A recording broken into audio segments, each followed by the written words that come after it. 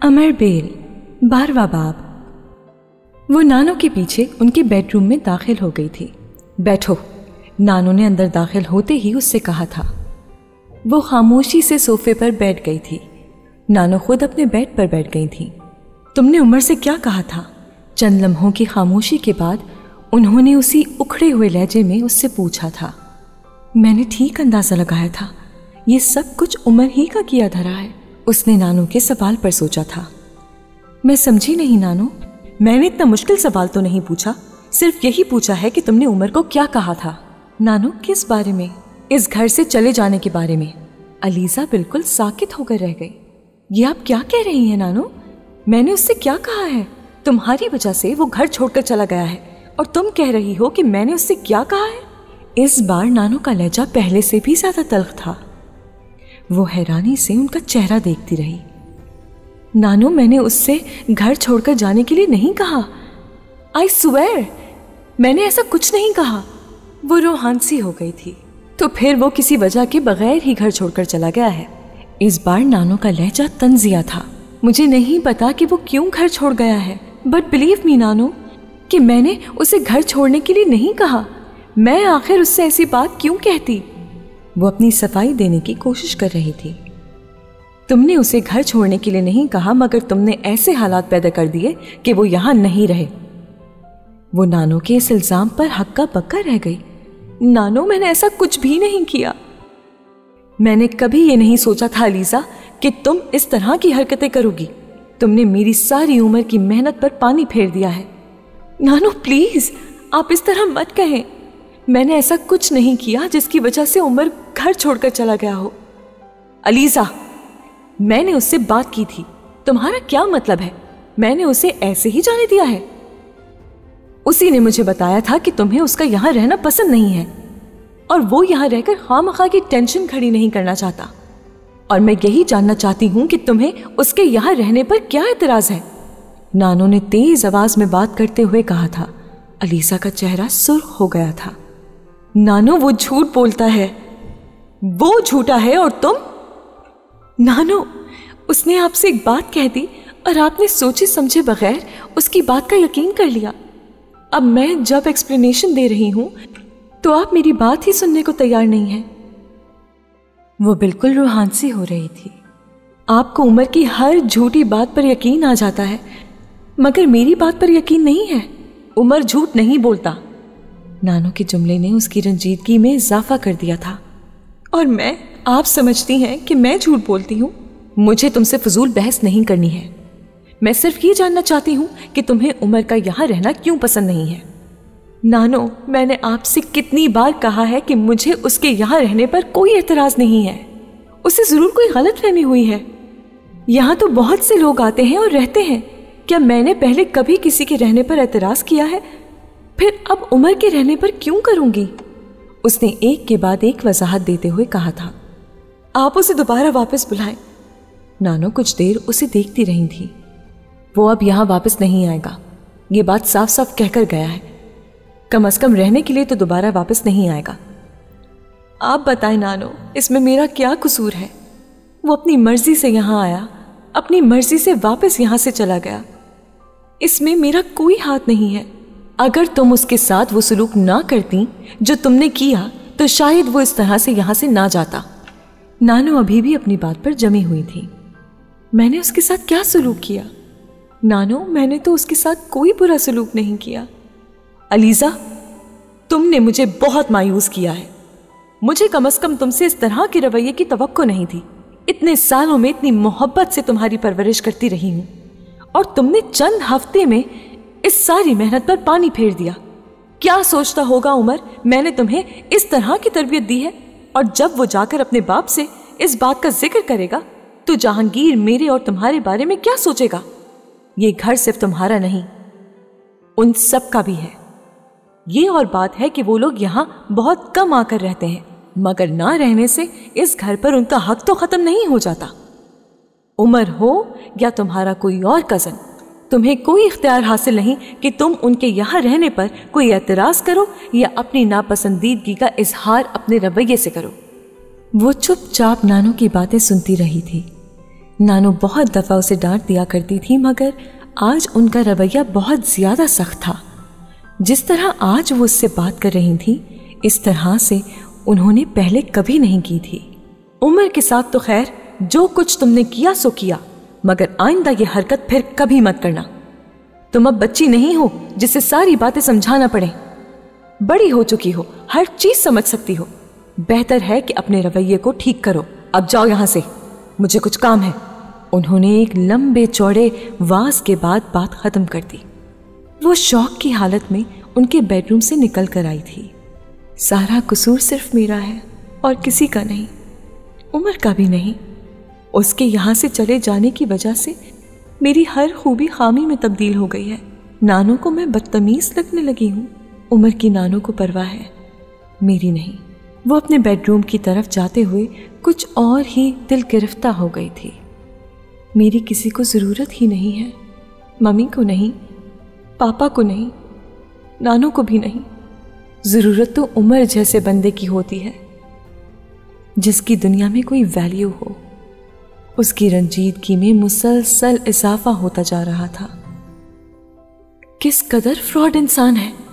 मुझसे और तरह की बातें करता था और मेरे जाते ही यहां चक्कर चलाने शुरू कर दिए। मुझे अपना दोस्त कहकर उसने मेरे साथ ऐसे किया। और उमर जहांगीर के लिए उसकी नापसंदीदगी में कुछ और ही इजाफा हो गया था। दोपहर को मुरीद के बुलाने पर भी वो लंच के लिए नहीं आई।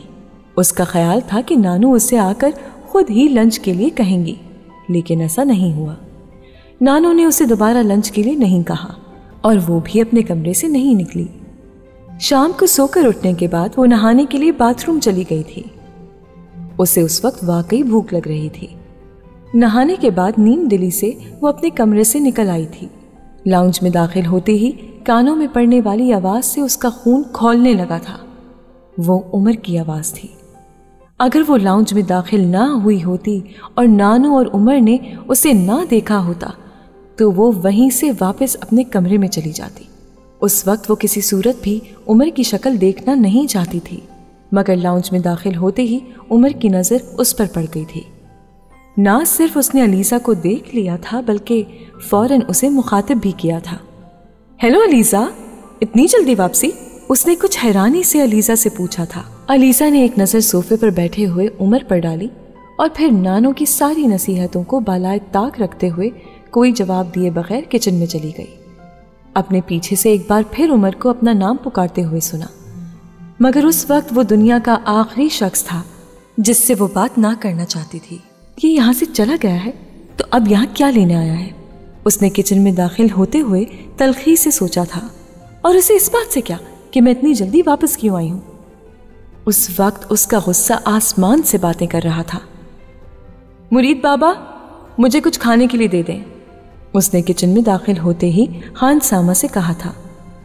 अलीज़ा बीबी, आप कुछ देर इंतज़ार कर लें, मैं अभी खाना लगाने ही वाला हूँ, फिर आप सबके साथ ही खाना खा लीजिएगा। खान सामा ने उससे कहा था। नहीं, मुझे अभी कुछ खाना है और उन सब के साथ बैठकर कुछ नहीं खाना, उसने जिद की थी। खान सामा ने कुछ हैरानी से उसे देखा। अलीज़ा ने कभी जिद ना की थी और फिर इस तरह की जिद। उसने कुछ कहने के बजाय खाने की कुछ चीजें किचन की टेबल पर रखनी शुरू कर दी। इस वक्त अलीज़ा ने लाउंज में से नाना की आवाज सुनी थी। वो उसका नाम पुकार रहे थे। वो बेइख्तियार किचन से बाहर निकल आई। अलीज़ा, तुम रात को भी मुझसे मिली ही नहीं, आते ही सो गई। उन्होंने उसे देखते ही शिकवा किया था। कराची से इतनी जल्दी क्यों वापस आ गई? उन्होंने उसे अपने साथ लगाते हुए कहा। बस मेरा दिल नहीं लगा वहां। हालांकि पापा तो बहुत कह रहे थे और नाराज भी हो गए थे मेरे इस तरह से जल्दी चले आने पर, मगर आप लोगों को मिस कर रही थी। उसने एक बार फिर झूठ बोलना शुरू कर दिया था। बहुत अच्छा किया इतनी जल्दी वापस आकर, नाना ने उसका कंधा थपथपाते हुए कहा। वो कुछ मुतमईन हो गई थी। कम से कम नाना तो उससे नाराज नहीं थे, उसने सोचा। नानों के साथ सोफे पर बैठा बड़ी खामोशी से उसकी नाना के साथ होने वाली गुफ्तगू सुन रहा था। इस बार उसने अलीज़ा को मुखातिब करने की कोशिश नहीं की थी। मुरीद से कहो खाना लगा दे, नाना ने नानों से कहा था। ग्रैंडपा, मैं तो खाना नहीं खाऊंगा। उमर उठ खड़ा हुआ था। क्यों, अब तुम्हें क्या हुआ है? कुछ भी नहीं, बस मुझे अभी थोड़ी देर में वॉक पर जाना है और मैंने अब खाना वॉक से वापसी पर खाना शुरू कर दिया है। ये एक इंतहाई अहमकाना हरकत है, वॉक से वापसी पर खाना। नाना ने उसे झड़कते हुए कहा, मैं तो अपनी कुछ चीजें लेने आया था, ये तो बस ग्रैनी ने पकड़कर बिठा लिया। उसने मुस्कुराते हुए कहा था, जो चीजें तुम्हें लेनी है जरूर लो, लेकिन खाना खाए बगैर तुम यहां से नहीं जा सकते, समझे तुम? नाना ने उसे डांटते हुए कहा था। उसने कुछ और कहने की कोशिश की थी, लेकिन उन्होंने उसकी बात नहीं सुनी थी। अलीज़ा को एक बार फिर अपना आप बैकग्राउंड में जाता हुआ महसूस हुआ था। यूं लग रहा था वहां सिर्फ उमर और नाना नानो ही थे, कोई चौथा शख्स नहीं।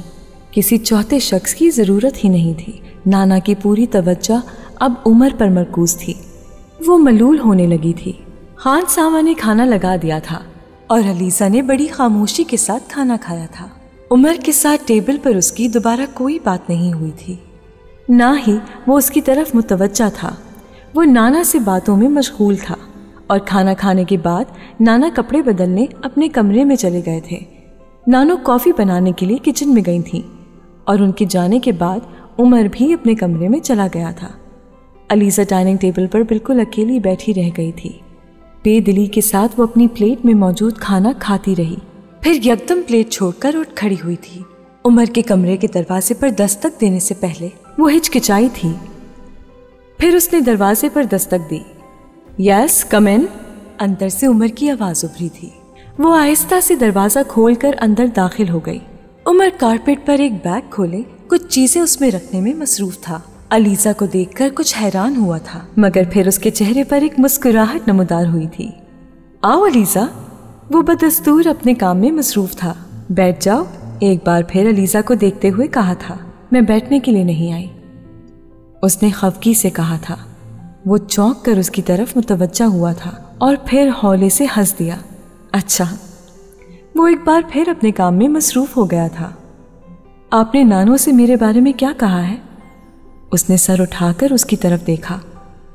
कुछ भी नहीं, आप झूठ बोल रहे हैं। आपने नानो से कहा कि मैंने आपको इस घर से जाने के लिए कहा है। कम ऑन अलीज़ा, मैंने ऐसा कुछ नहीं कहा। इस बार उसने एक बार फिर बड़े पुरसुकून और ठहरे हुए लहजे में कहा। आपने नानो से कहा कि मैं यहाँ आपका रहना पसंद नहीं करती। हाँ, ये मैंने कहा था। उसका लहजा अब भी पुरसुकून था। आपने ये क्यों कहा था? वो तेज आवाज में बोली थी। क्या मैंने गलत कहा है? उसने बहुत सीधा सवाल किया था। वो चंद लम्हे उसका चेहरा देखती रही। वो उसके जवाब का इंतजार किए बगैर एक बार फिर अपने काम में मसरूफ हो गया। आपने नानो को मेरे खिलाफ कर दिया है। वो किताबों की शेल्फ की तरफ जाते जाते मुड़ा था। मैंने ऐसा कुछ नहीं किया।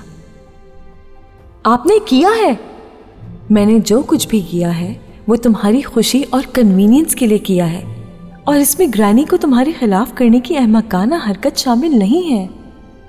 वो अब किताबें शेल्फ पर से उठा रहा था। आपकी वजह से नानू मुझसे ठीक से बात भी नहीं कर रही। इस बार वो रूहान सी हो गई। उसने मुड़कर अलीज़ा को देखा था, फिर बड़ी नरमी से कहा था, वो अगर ऐसा कर रही हैं तो गलत कर रही हैं। मैं उनसे बात करूंगा। आपको अब उनसे कोई बात करने की जरूरत नहीं है। मैं आपको बहुत अच्छी तरह से समझ चुकी हूं। You are a crook. इस बार उसके रिमार्क्स पर पहली बार उमर के माथे पर कुछ बल आए थे, मगर उसने कुछ नहीं कहा था, सिर्फ खामोशी से उसे देखता रहा। आप सिर्फ नानो को ये बताएं कि मैंने आपसे यहाँ रहने के बारे में कुछ नहीं कहा, ना ही मैंने आपके यहाँ रहने पर कोई एतराज किया है। वो अब भी खामोश था। आप नानो को जाकर कहें कि मैंने आपके यहाँ रहने पर कोई नापसंदीदगी का इजहार नहीं किया, हालांकि तुम मेरे यहाँ रहने को नापसंद करती हो। मैंने आपसे ऐसा कब कहा? तुमने कहा नहीं, मगर फिर भी तुम मेरा यहाँ रहना पसंद नहीं करती। आप गलत कह रहे हैं अलीज़ा। मैं कोई बच्चा नहीं हूं और सही गलत तुमसे बहुत अच्छे तरीके से समझ सकता हूं। तुम्हें याद है उस दिन जब मैं तुम्हें अपने परफ्यूम्स दिखा रहा था और मैंने अपना फेवरेट परफ्यूम तुम्हें दिखाया तो तुमने उसे गिरा दिया? अलीज़ा का रंग उड़ गया था। मैंने जानबूझकर परफ्यूम नहीं गिराया था। मेरे हाथ। अलीज़ा, मैं बेवकूफ़ नहीं हूं, ना ही मुझे बेवकूफ़ समझो। वो बात करते हुए बेहद पुरसुकून था। उसी तरह उस दिन प्लांट्स की कटिंग करते हुए। मैंने तुमसे कहा ये मेरा फेवरेट प्लांट है और तुमने उसकी सबसे खूबसूरत शाख काट दी। इस बार वो कुछ बोल ना सकी। उमर वाकई बेवकूफ़ नहीं था। मैंने बहुत पहले तुम्हें बता दिया था कि मैं यहाँ तुम्हारी जगह लेने नहीं आया हूँ। थोड़े अरसे के लिए आया हूँ, फिर वापस चला जाऊँगा। मगर उसके बावजूद मुझे महसूस हुआ कि तुम मेरी तरफ से अपना दिल साफ नहीं कर पाई। शायद तुम्हारे दिल में मेरी तरफ से कुछ खदशात हैं और मैं कोशिश के बावजूद उन्हें ख़त्म नहीं कर पाया।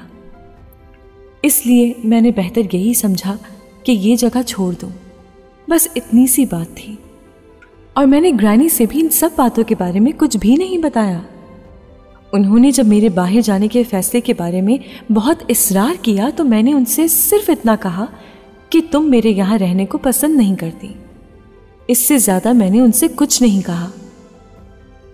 वो बहुत संजीदगी से उसे बताता जा रहा था। वो एक बार फिर अपने काम में मसरूफ़ हो गया था। वो सुर्ख चेहरे के साथ उसे देखती रही। वो अब उसकी तरफ मुतवज्जह नहीं था।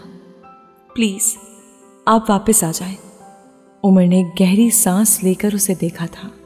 आई एम सॉरी अलीज़ा, मैं यहाँ से नाराज़ होकर नहीं गया, अपनी खुशी से गया हूँ और अक्सर आता जाता रहूँगा। उसने नरमी से कहा। प्लीज़ आप वापस आ जाएं। जब तक आप वापस नहीं आएंगे नानो का मूड ठीक नहीं होगा। आप समझते नहीं हैं वो। उमर ने उसे कुछ उलझी हुई नज़रों से देखा।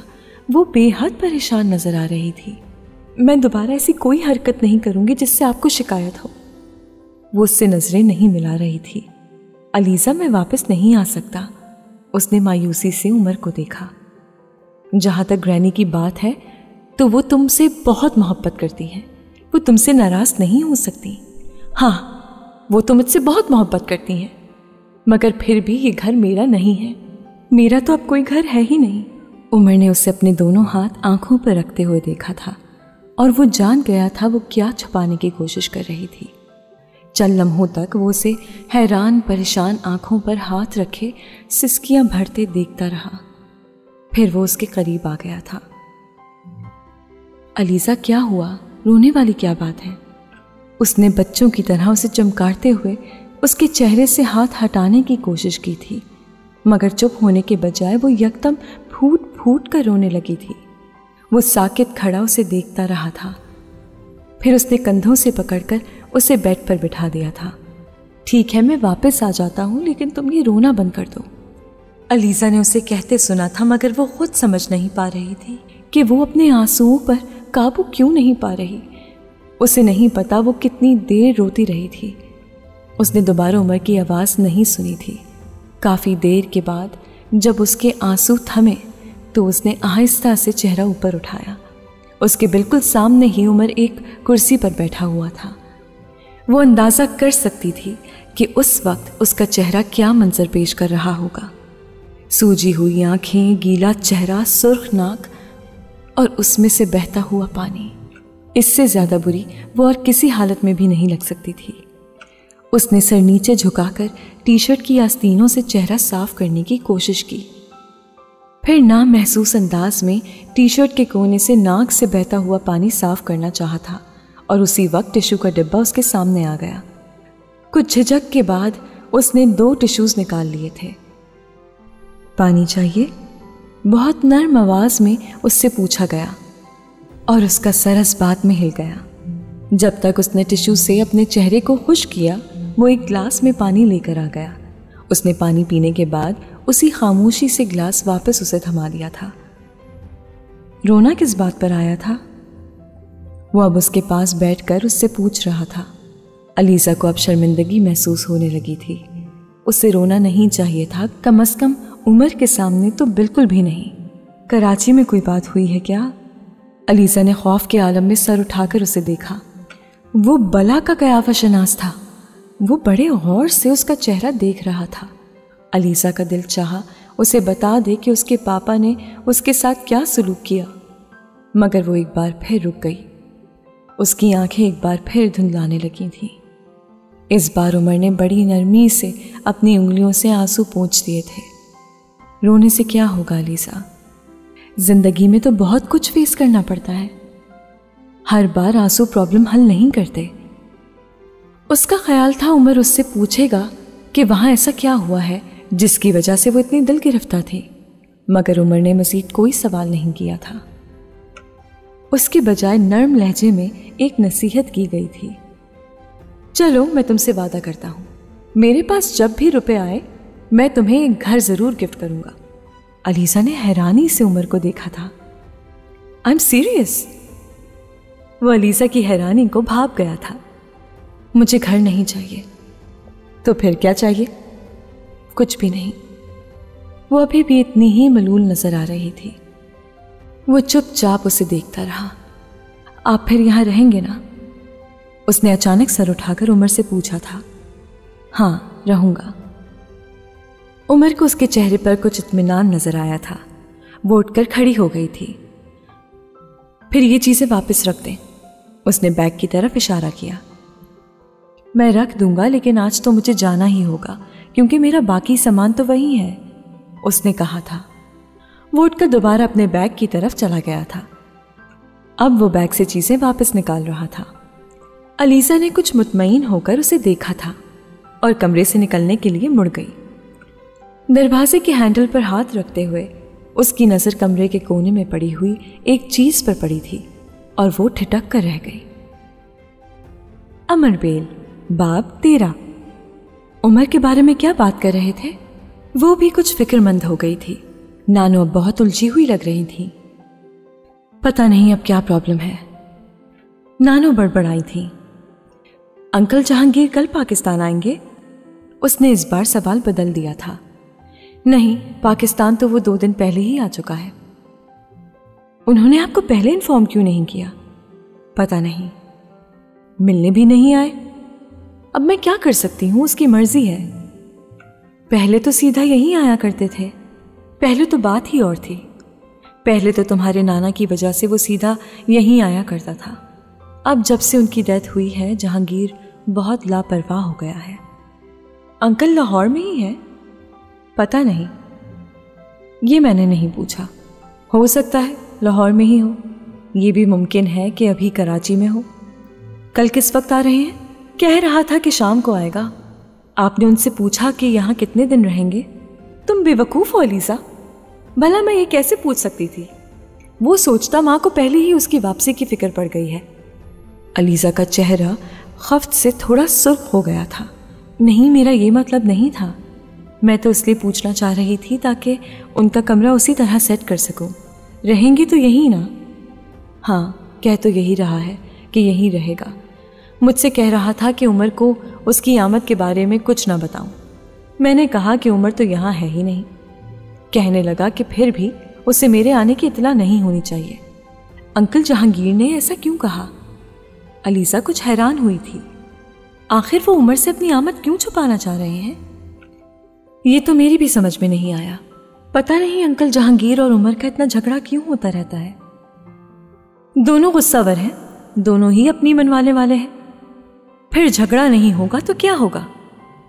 बहरहाल जहांगीर के लिए भी कमरा तैयार करवा दो। नानू, अंकल अकेले आ रहे हैं? हाँ, अकेला ही आ रहा है। नानू उठकर किचन की तरफ चली गई थी। अलीसा कुछ देर खामोशी से वहां बैठी कुछ सोचती रही, फिर उठकर उमर के कमरे की तरफ आ गई थी। कमरे में उमर के क्लोन की महक अभी तक मौजूद थी। वो कुछ सोचते हुए स्टडी टेबल की तरफ गई थी। वहां उमर का वो स्केच मौजूद नहीं था जो उसने कल वहां रखा था। इसका मतलब ये था कि उमर वो स्केच देख चुका है। उसे नामालूम सी खुशी हुई थी। वो वापस मुड़ने को थी जब उसकी नज़र स्टडी टेबल पर पड़ी वेस्ट पेपर बास्केट पर पड़ी। उसमें सिर्फ एक मुड़ा तोड़ा कागज़ पड़ा हुआ था और वो उस कागज़ को हाथ लगाए बगैर भी जानती थी कि वो कौन सा कागज़ था। अंकल जहांगीर दूसरे दिन शाम को पहुंच गए थे। उनका मूड वाकई इस बार कुछ और ही तरह का था। हर बार जब भी आते थे तो बहुत खुशगवार मूड में होते थे। अलीसा से काफ़ी गर्मजोशी से हाल अहवाल पूछा करते थे, मगर इस बार वो बहुत संजीदा थे। अलीसा से उनकी रस्मी सी सलाम दुआ हुई थी। उसके बाद वो नानू के साथ उनके कमरे में चले गए थे। वहाँ उन दोनों के दरमियान क्या बातें हुई थीं वो नहीं जानती थी और ना ही उसने जानने की कोशिश की। उसने बस मुलाजिम के हाथ चाय और कुछ खाने की चीज़ें अंदर भिजवा दी थी। 1-1.5 घंटे बाद अंकल नानो के साथ बाहर लाउंज में निकल कर आ गए थे। अलीज़ा ने नानो के चेहरे पर भी टेंशन देखी थी। बहुत अरसे के बाद वो इस तरह परेशान नजर आ रही थी। लाउंज में बैठने के थोड़ी देर बाद उमर का फ़ोन आ गया था। वो एयरपोर्ट पर था और ड्राइवर भेजने के लिए कह रहा था। नानो ने उसका फ़ोन रिसीव किया था और ड्राइवर को भिजवा दिया था। 1 घंटे के बाद पोर्श में गाड़ी रुकने की आवाज़ सुनाई दी थी। अलीज़ा ने अंकल के चेहरे पर नज़र दौड़ाई थी। वहाँ तनाव में इजाफा हो गया था। पिछले 1 घंटे से वो नानो और अंकल जहांगीर की बातें सुन रही थी और वो दोनों लाउंज में बैठे फैमिली मेंबर्स के बारे में मामूल की गुफ्तगू में मसरूफ़ थे, मगर उनकी गुफ्तगू में गर्म जोशी या खुशी नहीं थी। यूं लग रहा था जैसे वो सिर्फ वक्त गुजारने के लिए बातें कर रहे थे। अलीज़ा ने एक गहरी सांस ली थी। लाउंज का दरवाज़ा खुला और उमर अपनी ही रौ में अंदर आया था। पहले कदम अंदर रखते ही वो ठिठक कर रुक गया। अलीज़ा ने उसके चेहरे पर मौजूद हल्की सी मुस्कुराहट को गायब होते देखा। वो अंकल जहांगीर को देख चुका था और अलीज़ा ने इससे पहले उसके चेहरे को कभी इतना बेतासुर नहीं देखा था। उसने अंकल जहांगीर को एक नज़र देखा और फिर गहरी नज़रों से नानो को देखा था और उस वक्त अलीज़ा को उसकी आंखों में शिकवा नज़र आया था। दरवाज़ा बंद करके अब वो आगे बढ़ाया था। अस्सलामु अलैकुम के 2 लफ्ज़ कहने के बाद वो वहाँ रुके या किसी को देखे बगैर लाउंज से गुजर गया था। अंकल जहांगीर ने उसके सलाम का जवाब नहीं दिया था। उसके चेहरे पर बहुत अजीब तासुरात थे। अलीज़ा, तुम जाओ और उससे कहो कि कपड़े बदल कर खाने के लिए आ जाए, खाना तैयार है। नानो ने उसी लम्हे अलीज़ा को मुखातिब किया था। वो एक लम्हे के लिए झिझकी और फिर उठ खड़ी हुई। उमर के बेडरूम के दरवाजे पर उसे 2-3 बार दस्तक देनी पड़ी थी, फिर वो रुक गई। हो सकता है वो पहले ही ड्रेसिंग में कपड़े तब्दील कर रहा हो, उसने सोचा था। चंद मिनट वो वहीं दरवाजे के बाहर खड़ी इंतज़ार करती रही। फिर उसने एक बार फिर दरवाजे पर दस्तक दी थी। इस बार उसे इंतज़ार नहीं करना पड़ा था। फौरन ही उसे उमर की आवाज़ सुनाई दी थी। वो दरवाज़ा खोलकर अंदर दाखिल हो गई। उमर अब सफ़ेद शलवार कमीज़ में मलबूस था और मोबाइल पर कोई नंबर डायल करने में मसरूफ़ था। उसे देखकर रुक गया था। नानो कह रही हैं कि आप खाने के लिए आ जाए। अलीज़ा ने नानो का पैगाम उसे दिया था। पापा कब आए हैं? उसने अलीज़ा की बात के जवाब में सवाल किया था। अंकल आज शाम को आए हैं। और तुम लोगों को पहले से पापा के आने का पता था? इस बार उसका लहजा बहुत तीखा था। कल अंकल ने फ़ोन करके नानो को अपने आने का बताया था। सुबह जब मैंने ग्रैनी को फ़ोन किया था, उन्होंने मुझसे पापा के बारे में कोई बात नहीं की। अंकल ने नानो को मना कर दिया था कि वो उनके आने के बारे में आपको कुछ भी ना बताएं। वो खामोशी से उसका चेहरा देखता रहा था, यूं जैसे उसकी बात को जांच रहा हो। ठीक है, तुम जाओ, मैं आ रहा हूँ। उसने एक बार फिर मोबाइल पर कॉल मिलानी शुरू कर दी थी। वो खामोशी से दरवाज़ा खोलकर बाहर निकल आई। लाउंज में आकर उसने नानो को उसके आने के बारे में बता दिया था। मुलाजिम ने चंद मिनटों बाद उन्हें खाना लगने की इत्तला दी थी और वो तीनों उठकर डाइनिंग रूम में आ गए थे। उनके डाइनिंग टेबल पर बैठते ही उमर डाइनिंग रूम में आ गया था। कुछ कहे बगैर वो एक कुर्सी खींचकर बैठ गया था। मुलाजिम ने सूप सर्व करना शुरू कर दिया था। नहीं, मुझे सूप नहीं चाहिए। उसने सूप का प्याला एक तरफ करते हुए चावलों की डिश अपनी तरफ खींच ली थी। सबने खाना शुरू कर दिया था। नानो बारी बारी अंकल जहांगीर और उमर को डिशेस सर्व कर रही थी। उमर सर झुकाए हुए एक लफ्ज कहे बगैर पूरी संजीदगी से खाना खाता रहा। उसने एक बार भी अंकल की तरफ देखने या उन्हें मुखातिब करने की कोशिश नहीं की थी। दूसरी तरफ अंकल जहांगीर भी बहुत खामोशी से खाना खाने में मसरूफ़ थे। अलीज़ा खाना खाते हुए बारी बारी अंकल जहांगीर और उमर पर नज़र दौड़ाती रही। उमर ने स्वीट डिश खाने के बाद प्लेट खिसकाकर नैपकिन उठा लिया था और वो मुंह पोंछ रहा था, जब नानू ने उसे मुखातिब किया था। उमर, अब तुम मेरे कमरे में चलना, मुझे तुमसे और जहांगीर से कुछ बातें करनी है। अलीज़ा ने यकदम उसके चेहरे पर तनाव देखा। मुझे इस वक्त किसी से कुछ भी बात नहीं करना है। मैं बहुत थक चुका हूँ और जो वाहिद चीज़ मैं इस वक्त चाहता हूँ वो नींद है। जहाँ तक आपकी बात सुनने का ताल्लुक है तो वो मैं सुबह सुन लूँगा, और इसके अलावा मुझे किसी दूसरे की ना तो कोई बात सुनना है और ना ही किसी से कोई बात करना है। वो कुर्सी पीछे खिसका कर खड़ा हो गया था। अलीज़ा जान गई थी कि इसका इशारा किसकी तरफ है। उसने अंकल जहांगीर के माथे पर बल पड़ते देखे थे। उन्होंने भी अपनी प्लेट पीछे सरका दी थी। क्यों? मुझसे बात करते हुए तुम्हें क्या तकलीफ होती है? अलीज़ा ने उन्हें तेज़ आवाज़ में कहते हुए सुना था। मुझे आपसे जितनी बातें करना थी मैं कर चुका हूँ, मज़ीद बातों की ज़रूरत नहीं है। उमर ने पहली बार उनकी तरफ देखकर कहा था। मगर मुझे तुमसे बहुत सी बातें भी करनी है, ये तुम अच्छी तरह सुन लो। तुम इस तरह से फरार हासिल नहीं कर सकते। इस बार अंकल जहांगीर ने तकरीबन चिल्लाते हुए कहा था। नानू ने अंकल जहांगीर के कंधे को दबाया था। क्या हो गया है जहांगीर? क्यों इस तरह से चिल्ला रहे हो? आराम से बात करो, सब कुछ ठीक हो जाएगा। नहीं ग्रैनी, इन्हें चिल्लाने दें। पिछले 30 सालों में इन्होंने चिल्लाने के अलावा और किया ही क्या है? तुम भी तमीज से बात करो, वो बाप है तुम्हारा। इस बार नानू ने उमर को झिड़का था। ये बाप नहीं है, ट्रेडर है। इनके नजदीक हर चीज बिकने वाली शय है, चाहे वो वैल्यूज हो या फिर औलाद। उसने तलखी से अंकल जहांगीर की तरफ इशारा करते हुए कहा था। आप सुन रही हैं इसकी बातें? अंकल जहांगीर ने तशी से नानू से कहा था। आपने ही ख्वाहिश की थी बातें सुनने और सुनाने की, ये मेरी ख्वाहिश नहीं थी। उमर, तुम बैठ जाओ, नानू ने उमर से कहा था। मुझे बैठना नहीं है। जब मुझे कोई बात ही नहीं करना है तो फिर मुझे यहाँ बैठकर क्या करना है? वो लंबे लंबे डग भरता वहां से चला गया था। अंकल जहांगीर होंठ भींचे हुए उसे जाता देख रहे थे। मैंने आपसे कहा था ना, इसका दिमाग खराब हो चुका है। उन्होंने उसके जाते ही नानू से कहा था। इस वक्त उसे सोने दो, वो थका हुआ है इसलिए ज्यादा तल्ख हो गया है। तुम सुबह दोबारा उससे बात करने की कोशिश करना और कुछ नरमी से बात करना। वो कोई छोटा सा बच्चा नहीं है, जवान है, इंडिपेंडेंट है, और इस तरह वो कभी बात नहीं सुनेगा। नानू अंकल जहांगीर को समझा रही थी। आपका क्या ख्याल है कि मैंने उससे नरमी से बात नहीं की है?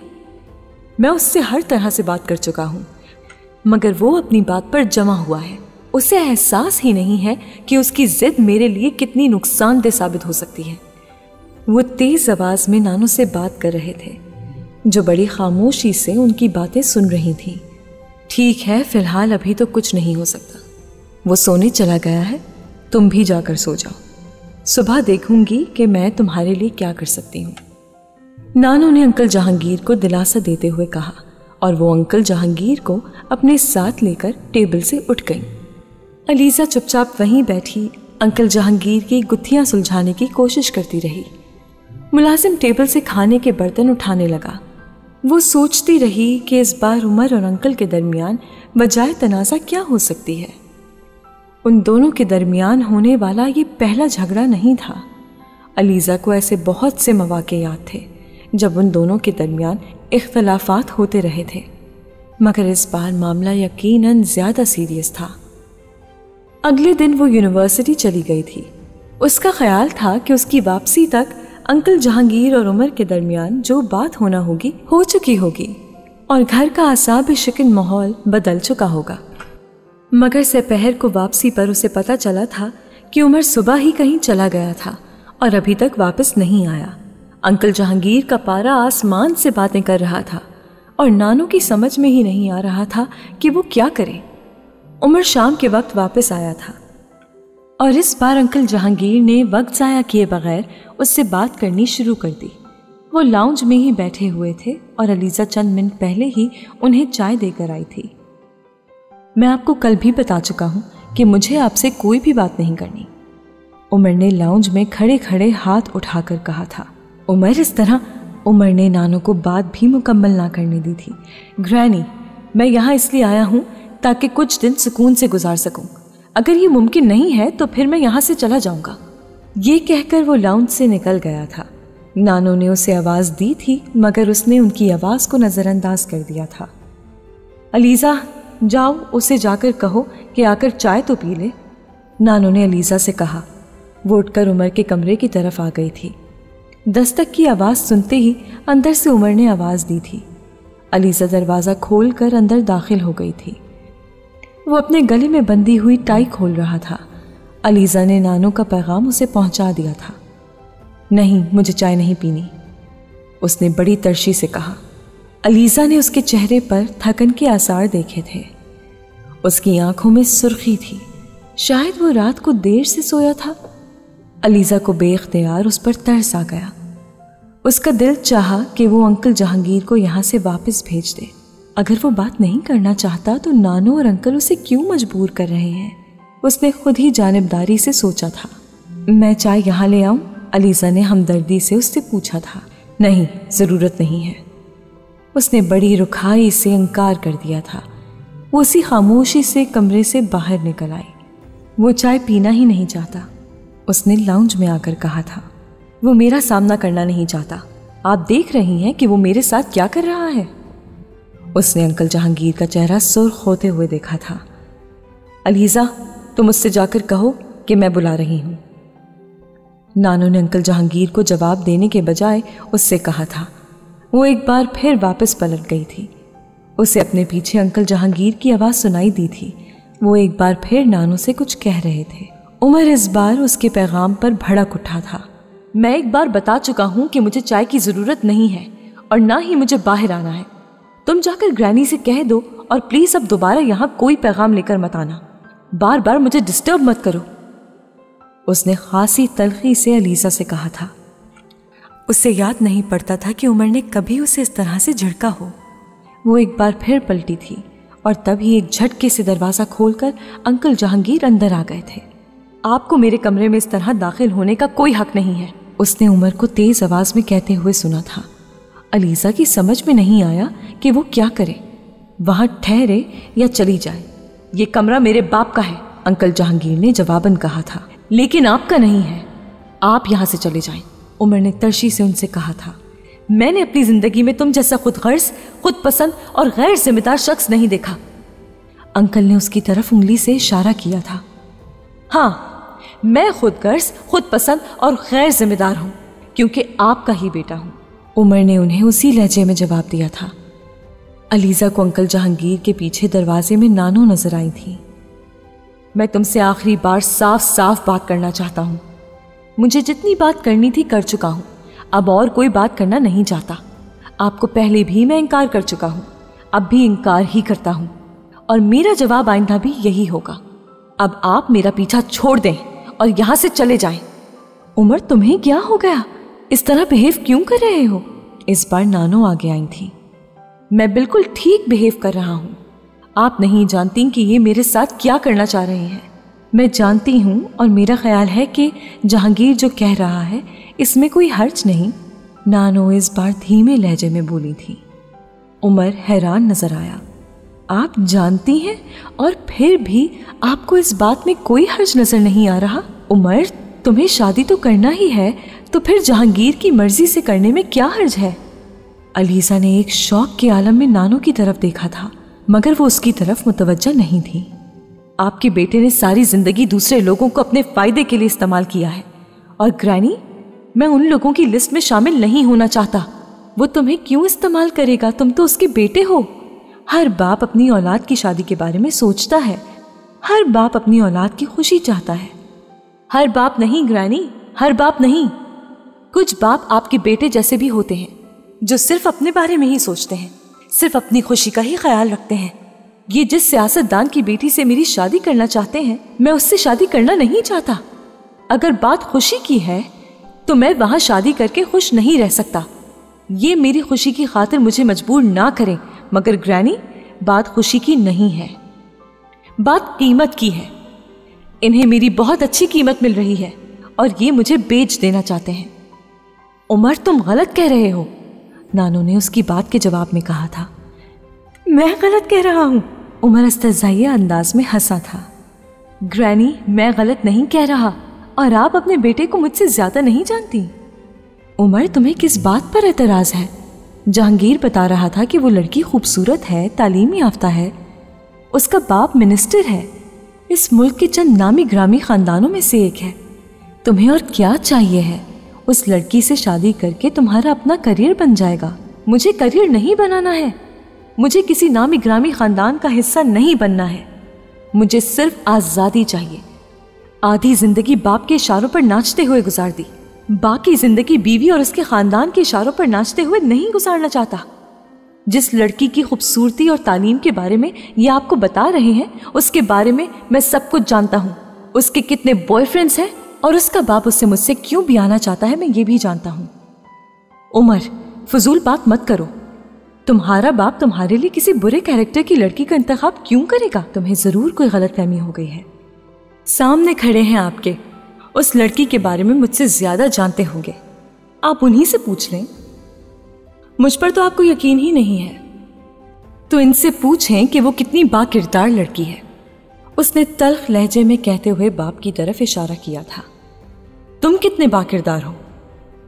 जहांगीर ने सर्द लहजे में उससे पूछा। अगर तुम उस लड़की के बारे में सब कुछ जानते हो तो मैं भी तुम्हारे बारे में सब कुछ जानता हूं। आप मुझसे बाकिरदार होने के बारे में सवाल कैसे कर सकते हैं? आप तो ये सवाल करने के काबिल ही नहीं हैं। मेरा किरदार अच्छा नहीं है तो अपने बारे में क्या कहते हैं?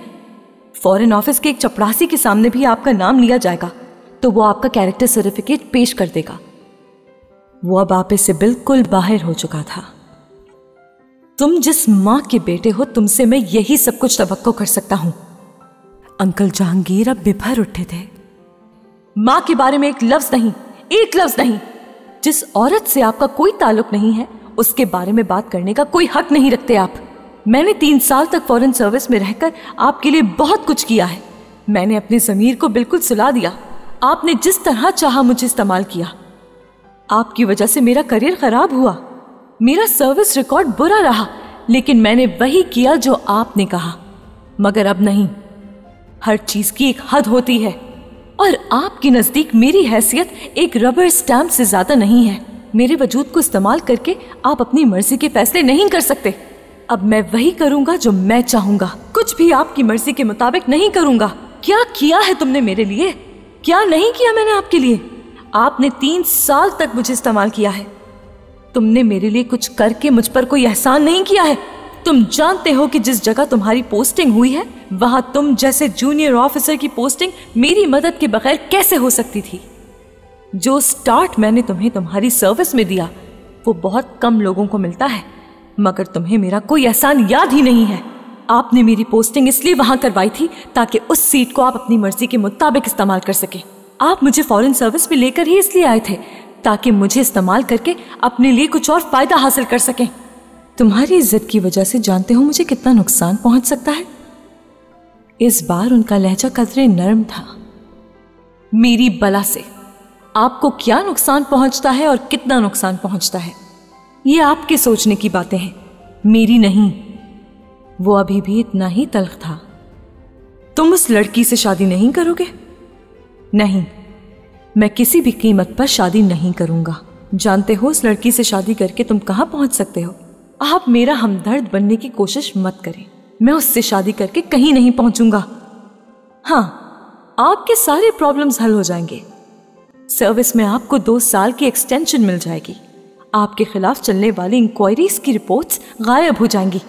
एम्बेसी के फंड्स में किया जाने वाला ब्लंडर गोल हो जाएगा और मुस्तकबिल के लिए जो परमिट और कोटे आपको चाहिए वो भी आपको मिल जाएंगे। मगर मुझे अब आपके लिए ब्लैंक चेक नहीं बनना।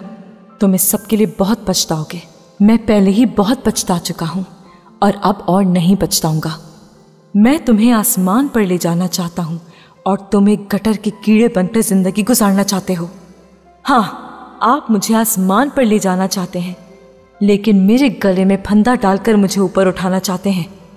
मैं जानता हूं मेरे खिलाफ ये सब कुछ तुम्हारे दिमाग में डालने वाला कौन है। मैं उस औरत को देख लूंगा। जहांगीर ने जहरीले लहजे में कहा था। वो औरत मेरी माँ है और मैं उससे पिछले 6 साल से नहीं मिला और आपको जानने के लिए मुझे किसी से कुछ सुनने की जरूरत नहीं। उसके बगैर ही मैं आपको बहुत अच्छी तरह समझ चुका हूं। तुम्हें ये जो बोलना आ गया है तो सिर्फ मेरी वजह से। मेरे नाम, मेरी मदद के बगैर तुमसे कोई हाथ मिलाना भी पसंद ना करेगा। आपका नाम मेरे लिए किसी फख्र का बायस नहीं है। आप अपनी रेप्यूटेशन बहुत अच्छी तरह जानते हैं और ऐसी रेप्यूटेशन वाले शख्स का हवाला देना बहुत बड़ी हमाकत है, और मैं ऐसी हमाकत नहीं करता। उमर को जहांगीर जैसे लाहिका के बगैर भी बहुत से लोग जानते हैं और वो उसके बगैर भी जिंदा रह सकता है। अगर मेरे नाम के साथ आपका नाम है तो ये मेरी मजबूरी है, मेरी जरूरत नहीं। मुझे फॉरेन सर्विस मिलाकर आपने मेरी जो फेवर की मैं वो लौटा चुका हूं। अब ना तो आप ही मेरे लिए कुछ करें ना मैं आपके लिए करूंगा। तुम मेरे किसी एहसान को लौटा नहीं सकते। मैंने तुम्हारे लिए जो कुछ किया है वो बहुत कम लोग अपनी औलाद के लिए करते हैं, और जो कुछ तुम बदले में मेरे साथ कर रहे हो वो भी कोई औलाद बहुत कम करती है। आपने मेरे लिए ऐसा कुछ नहीं किया जो दुनिया से अनोखा हो। मैंने बचपन से आज तक तुम्हारी हर ख्वाहिश पूरी की, तुम पर रुपया पैसा पानी की तरह बहाया, सबसे अच्छे इंस्टीट्यूशन में तुम्हें तालीम दिलवाई, तुम्हारा करियर बनाया, और तुम कहते हो कि मैंने तुम्हारे लिए कुछ नहीं किया। आपने मुझ पर ये सारी इन्वेस्टमेंट अपने ही फायदे के लिए की। मुझ पर रुपया इसलिए बहाया ताकि बाद में आप मेरी अच्छी कीमत वसूल कर सकें, जिस तरह अब आप वसूल करना चाह रहे हैं। आपने कोई चीज भी मेरी खुशी के लिए नहीं की, अपने फायदे और नुकसान के लिए सोचकर की। आप वो इंसान हैं जो अपने अलावा किसी दूसरे के लिए कुछ सोच ही नहीं सकता। आपकी हर सोच मैं से शुरू होती है और मेरे लिए पर खत्म हो जाती है। आप लोगों से ताल्लुक तब तक रखते हैं जब तक वो आपके लिए फायदेमंद रहें। जब उनकी अफादियत खत्म हो जाती है तो आपके लिए उनकी अहमियत भी खत्म हो जाती है, और उन लोगों में मैं भी शामिल हूं। उसकी तलखी बढ़ती जा रही थी। जहांगीर ने उसे देखते हुए कहा था, ये मत भूलो कि तुम मेरी फैमिली का हिस्सा हो। अलीजा ने उमर के चेहरे पर इस तरह देखा था, और आप भी ये ना भूलें कि आप कभी फैमिली मैन नहीं हो सकते। फैमिली आपकी सबसे आखिरी तरजीह है। उसने उमर को उंगली उठाकर कहते हुए सुना, मेरे बारे में फतवे देने की कोशिश मत करो। मैं कौन हूं और क्या हूं मैं अच्छी तरह से जानता हूं। तुम सिर्फ अपने बारे में ही बात करो। क्यों बात ना की जाए आपके बारे में? मैं तुमसे यहां कोई फजूल बहस करने नहीं आया हूं। मुझे तुमसे सिर्फ एक सवाल का जवाब चाहिए, और वो भी सिर्फ हाँ में। उनका लहजा बेहद सर्द और खुश्क था, और मेरा जवाब नहीं में है। वो उतना ही बेखौफ था। जहांगीर उसे चंद लम्हे सुर्ख आंखों से घूरते रहे। मैं तुम्हें अपनी जायदाद से आग कर दूंगा। मैं भी देखूंगा कि मेरी मदद के बगैर कैसे सरवाइव करते हो। मुझे आपकी जायदाद में से कुछ नहीं चाहिए, मगर जो कुछ दादा ने आपके लिए छोड़ा है उसमें से मुझे मेरा हिस्सा चाहिए। खास तौर से वो बैंक अकाउंट जिसे उनकी वसीयत के बावजूद भी मेरे हवाले नहीं किया। मैं तुम्हें एक पैसा भी नहीं दूंगा। मैं आपसे भीख नहीं मांग रहा हूं, अपना हक मांग रहा हूं। वो सब कुछ मांग रहा हूं जो आपका है ही नहीं, जो पहले से ही मेरा है। कुछ भी तुम्हारा नहीं है। क्यों मेरा नहीं है? वो यकदम चिल्लाया था। तुम मेरी बात नहीं मानोगे तो मैं तुम्हें कुछ नहीं दूंगा, ना अपनी जायदाद से ना पापा की जायदाद से। जहांगीर ने जहरीले लहजे में कहा था। मैंने अपनी पूरी जिंदगी किसी से नहीं सुनी, इसलिए मुझे इस लफ्ज की आदत ही नहीं है। अब तुमसे भी ये लफ्ज नहीं सुन सकता। बात अगर कीमत चुकाने की करते हो तो ठीक है, फिर तुम भी कीमत चुकाओ। तुम्हें अपने आप पर खर्च किया जाने वाला रुपया एक इन्वेस्टमेंट लगता है तो ठीक है, तुम इसे इन्वेस्टमेंट समझो और फिर मुझे मुनाफा दो इस शादी की सूरत में। वो फुंकारे थे, और मैं भी ये नहीं करूंगा, कभी भी नहीं करूंगा। आपने जो मुझ पर खर्च किया वो अपनी मर्जी से किया। मैंने आपसे कुछ भी खर्च करने के लिए नहीं कहा, और जो आपने किया वो हर बाप करता है। आपने ऐसा खास किया क्या जिसकी कीमत मैं आपको चुकाऊं? तुम तो मुझे अपना बाप मानते ही नहीं, फिर किस हवाले से इन सारी लग्जरीज को अपना हक समझते हो? तुम मेरी बात नहीं मानोगे तो मैं तुम्हें सड़क पर ले आऊंगा, और मैं ये भी भूल जाऊंगा कि तुमसे कभी मेरा कोई रिश्ता था। मैं फिर भी आपकी बात नहीं मानूंगा, और जायदाद में जो मेरा हिस्सा है मैं वो भी लूंगा। जो रास्ते आप इस्तेमाल करेंगे वो रास्ते मेरे लिए भी अनजान नहीं है। अगर तुम ये शादी नहीं करते तो वो सारा रुपया लौटाओगे जो मैंने तुम पर खर्च किया है। पापा की जायदाद से मिलने वाला हिस्सा भी उन्हीं अखराजात में आ जाता है जो मैंने तुम पर किए थे।